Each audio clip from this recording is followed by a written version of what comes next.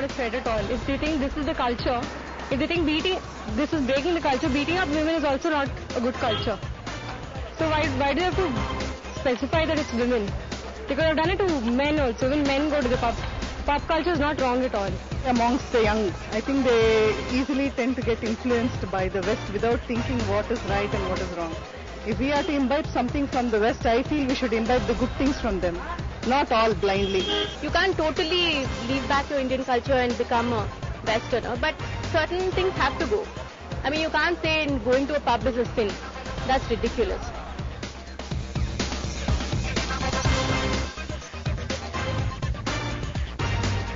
Young Indian women were attacked in a pub in Mangalore by activists of the Sri Ram Sene because the Sri Ram Sene said they were doing things that was dangerous to Indian culture and Indian traditional values. This has created a debate on the kind of pub culture that is there in our country. Is it incongruous with the rest of our landscape? This is our special show, Mangalore Morality and Culture. Let's get in final comments now from our panelists. Madhu, Kishwar, to you. We are talking about Indian culture, about us as modern people. Do you feel that we are really very, very rootless? We are lost. We don't know what our values are actually. The young men who went and attacked the pub are indeed ruthless, cultureless gundas. And gundaism usually thrives among ruthless people. One.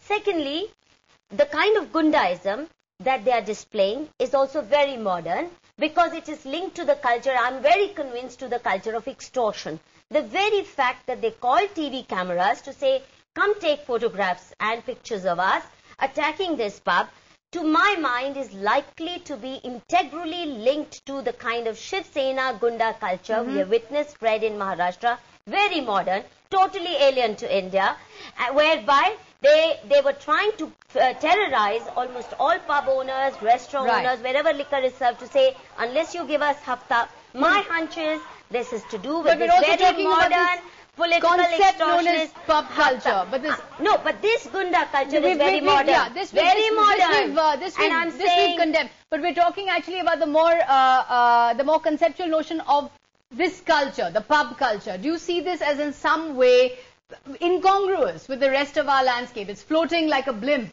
on a sea of misery and deprivation. If pub culture tomorrow starts enhancing, supporting alcoholism, drugs and crime, there is a problem.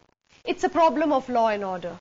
Is there a moral problem? I'm not the one to say. But if pub culture is about socializing, is about having a drink with friends of the other sex, is about dancing or about wearing different kinds of clothes, it's not incongruent to the whole lot of changes that Indian society is going through. How can it be? Mr. BP Singhal, are you resisting change? Are you resisting the fact that Indian society is changing very fast? You can't force it back into any kind of mold anymore.